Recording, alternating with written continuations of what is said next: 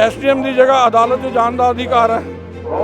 जो शंकावां पैदा कीतियां सी किसानां नूं सारिਆਂ ਨੂੰ केंद्र ने एड्रैस किया। उस तो बाद किसान यूनियन नूं अपने अंदोलन नूं वापस लैण की गल करनी चाहिए है और यही देश के भी हित है, यही किसान के हित है। और मैं तुहाडे माध्यम नाल अपील करांगा कि किसान वीरां नूं हुण अपना अंदोलन रवैया छड्ड के, क्योंकि तुहाडे इस अंदोलन नाल किसानी नूं जिथे नुकसान हो रहा उत्थे इंडस्ट्री नूं, उद्योग नूं, वपार नूं और बाकी सारे अदारे जिहड़े डिस्टर्ब बैठे ने। तो असीं तुहाडीआं मंगां दे नाल नाल बाकियां दा नुकसान ना होवे, इहदा ख्याल रखना भी तुहाडा अपना कर्तव्य है। तो असीं रल के देश की उन्नति वल नूं अगे वधीए।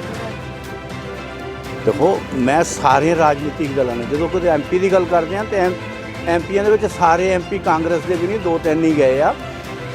11 MP आ, 3 चल जाना, 8 क्यों नहीं गए, उसके कारण भी जरा थोड़ी तलाशो जरूर।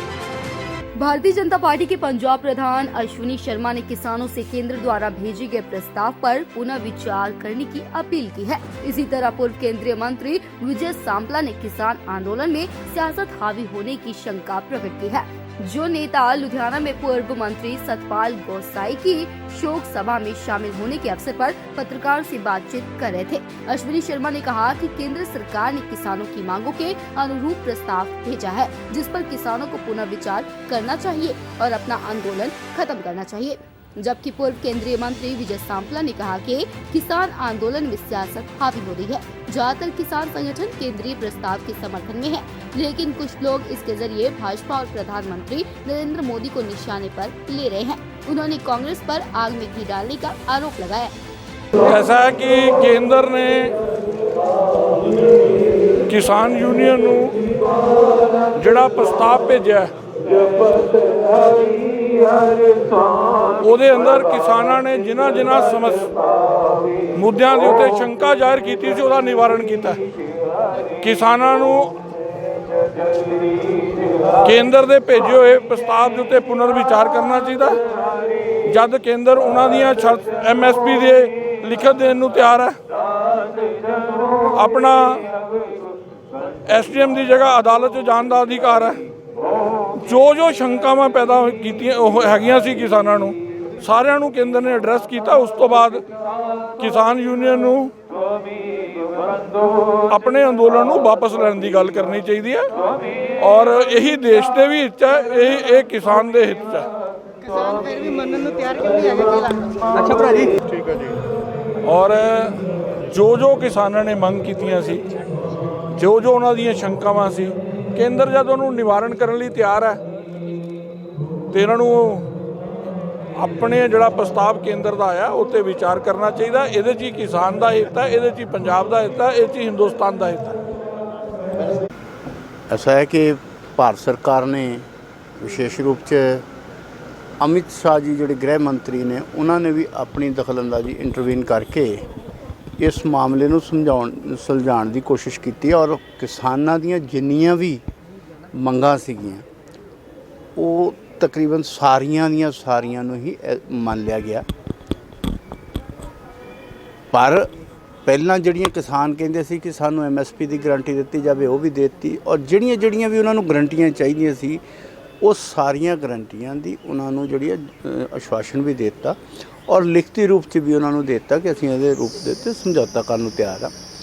पर उन्हां दे विच बहुत सारी किसान जथेबंदियां इहदे नाल सहमत भी ने, पर कई जिहड़े आ वो इस नूं राजनीतिक करना चाहुंदे ने। उन्हां दा विरोध ये बिल नहीं है, उन्हां दा विरोध भारतीय जनता पार्टी है, मोदी जी है और वो इस सरकार तो इनू डिस्टर्ब करके अपनियां राजनीतिक रोटियां सेकना चाहुंदे ने या अपना भविख तलाश रहे हैं कि शायद ये डिस्टर्ब होएगा तो उन्होंने मौका मिलेगा।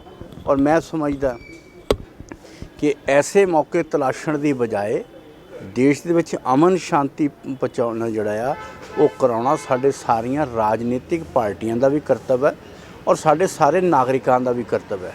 सो असीं जिथे अपनियां मंगां जिहड़ियां तकलीफां नूं उन्हां दा हल करना भी जरूरी सी और उहदा सरकार ने उन्हां नूं समाधान दे दित्ता और मैं ਤੁਹਾਡੇ ਮਾਧਿਅਮ ਨਾਲ ਅਪੀਲ ਕਰਾਂਗਾ ਕਿ ਕਿਸਾਨ ਵੀਰਾਂ ਨੂੰ ਹੁਣ ਆਪਣਾ ਅੰਦੋਲਨ ਰਵੱਈਆ ਛੱਡ ਕੇ, ਕਿਉਂਕਿ ਤੁਹਾਡੇ ਇਸ ਅੰਦੋਲਨ ਨਾਲ ਕਿਸਾਨੀ ਨੂੰ ਜਿੱਥੇ ਨੁਕਸਾਨ ਹੋ ਰਿਹਾ ਉੱਥੇ ਇੰਡਸਟਰੀ ਨੂੰ, ਉਦਯੋਗ ਨੂੰ, ਵਪਾਰ ਨੂੰ ਔਰ ਬਾਕੀ ਸਾਰੇ ਅਦਾਰੇ ਜਿਹੜੇ ਆ ਡਿਸਟਰਬ ਬੈਠੇ ਨੇ। ਸੋ ਅਸੀਂ ਤੁਹਾਡੀਆਂ ਮੰਗਾਂ ਦੇ ਨਾਲ ਨਾਲ ਬਾਕੀਆਂ ਦਾ ਨੁਕਸਾਨ ਨਾ ਹੋਵੇ, ਇਹਦਾ ਖਿਆਲ ਰੱਖਣਾ ਵੀ ਤੁਹਾਡਾ ਆਪਣਾ ਕਰਤੱਵ ਹੈ। ਸੋ ਅਸੀਂ ਰਲ ਕੇ ਦੇਸ਼ ਦੀ ਉન્નਤੀ ਵੱਲ ਨੂੰ ਅੱਗੇ ਵਧੀਏ। ਸਰ ਅੱਜ ਜਾਖੜ ਸਾਹਿਬ ਦੀ ਅਗਵਾਈ ਦੇ ਚੰਡੀਗੜ੍ਹ 'ਚ ਇੱਕ ਬੈਠਕ ਹੋਈ ਹੈ ਜਿੱਥੇ ਐਲਾਨ ਕੀਤਾ ਗਿਆ ਵੀ 14 ਤਰੀਕ ਨੂੰ ਪੰਜਾਬ ਕਾਂਗਰਸ ਲਈ ਜਿਹੜੇ ਕੁੰਡਲੀ ਸ਼ਾਮਲ।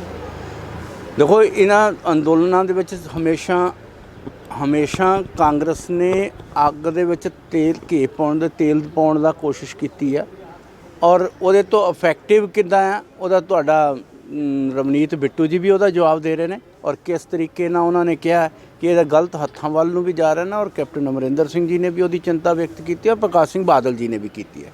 ਸੋ ਮੈਂ ਜਾਖੜ ਸਾਹਿਬ ਨੂੰ ਵੀ ਇਹ ਕਹਾਂਗਾ ਕਿ ਆਪਾਂ ਰਾਜਨੀਤੀ ਕਰੀਏ ਪਰ ਮਾਹੌਲ ਜਿਹੜਾ ਆ ਉਹ ਦੇਸ਼ ਦਾ ਖਰਾਬ ਨਾ ਹੋਣ ਦਈਏ, ਇਹਦੇ 'ਚ ਸਾਡਾ ਸਾਰਿਆਂ ਦਾ ਯੋਗਦਾਨ ਹੋਣਾ ਚਾਹੀਦਾ।